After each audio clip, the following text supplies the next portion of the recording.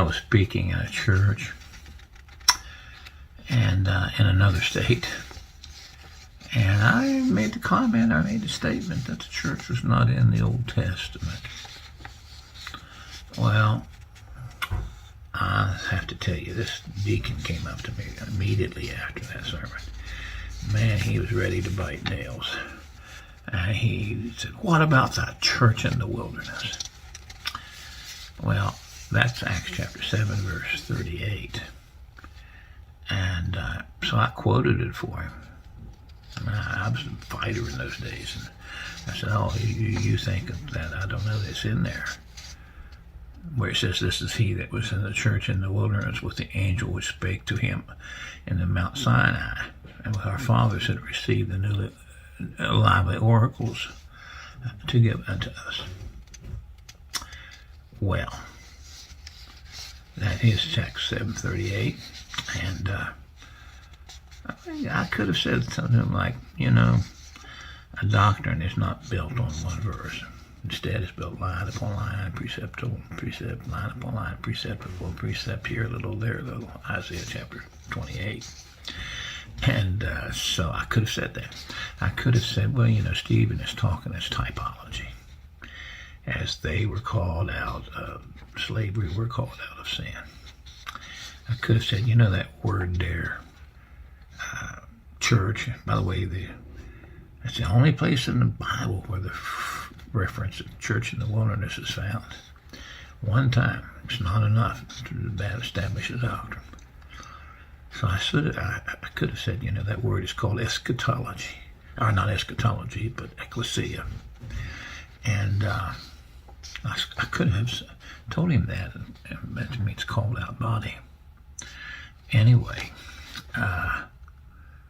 so I didn't do any of that. What I did do was I knew what he believed. We were having a lot of ordinations in those days, and he would come to the ordinations, and I told him this. I said, you're the worst to do it. Like I said, I was a fighter in those days. When I say fighter, I don't mean mean or vicious or anything, but I wasn't intimidated. And I said,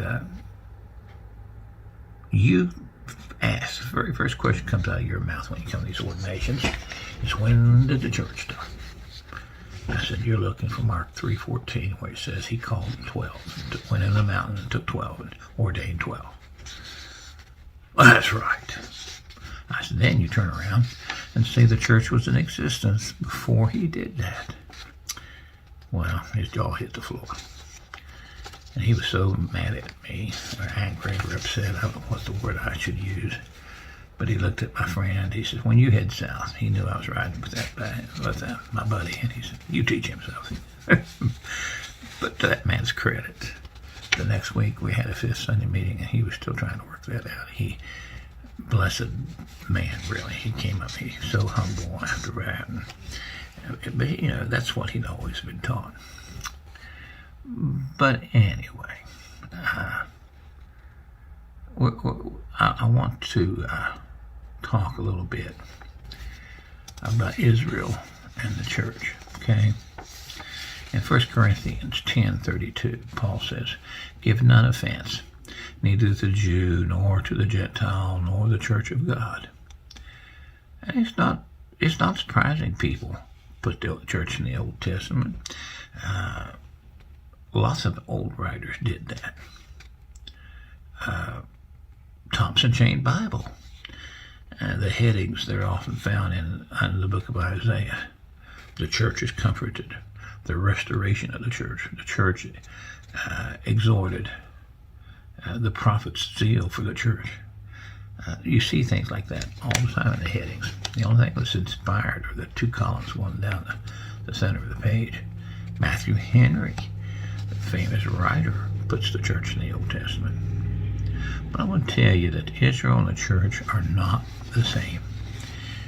See, in Romans 11, Paul refers to the Israelites, to the nation of Israel. He calls them the natural branches.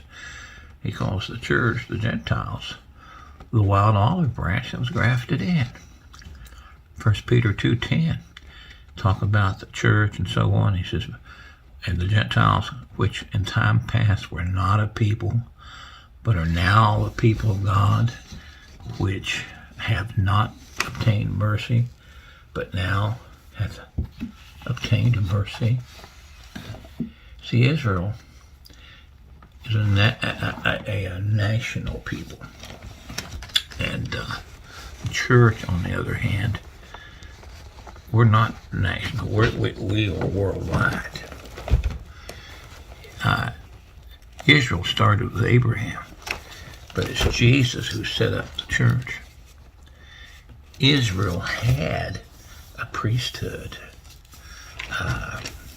but Peter says that we are a priesthood. 1 Peter 2:9 says, but ye are a chosen generation, a royal priesthood, and a holy nation, a peculiar people, that ye should show forth the praises of him who hath called you out of the darkness into his marvelous light.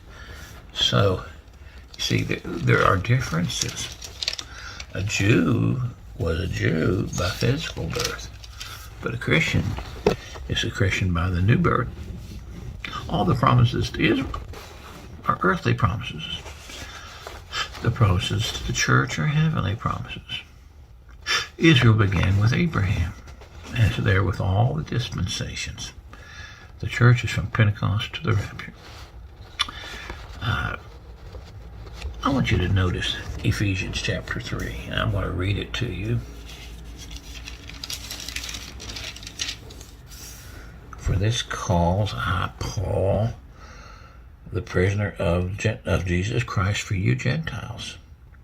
If you'd heard of the dispensation of the grace of God, that's the dispensation we're in now. Sometimes you hear it called the church age, which is given, made to you word. How that by revelation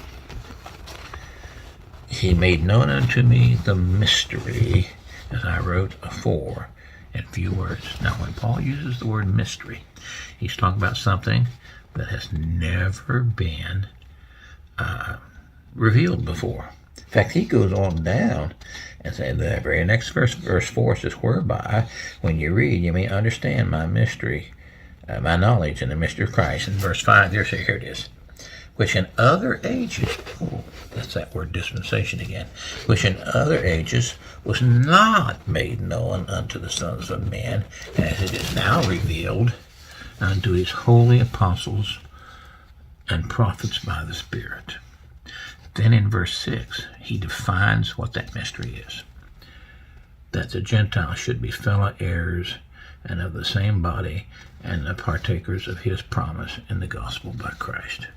They didn't have any idea in the Old Testament that Gentiles would be in the same body.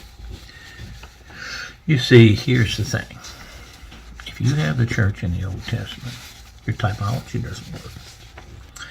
In 1 Corinthians, you see a passage of Scripture, and it says,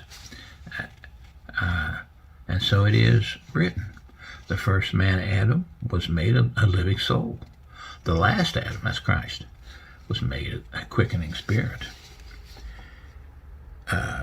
Israel is the unfaithful wife of God the Father, whereas, according to 1 Corinthians 11:2, the church is a chaste virgin. He says, for I'm jealous over you with godly jealousy. For I have espoused you to one husband, that I may present you as a chaste virgin to Christ. So you see, the church is the bride of Christ. And think about it this way. When did Adam get his bride Eve? Well, God the Father put him into a deep sleep and took out his side, a rib, and created Eve. Well, the second Adam, the last Adam, got his bride, paid for his bride, when he was on the cross, and his side was riven in a state of unconsciousness, just like when Adam was unconscious. It's a beautiful picture. And to say that the bride existed in the Old Testament before the bridegroom was there Your typology does not work. Until the next time, may God bless you.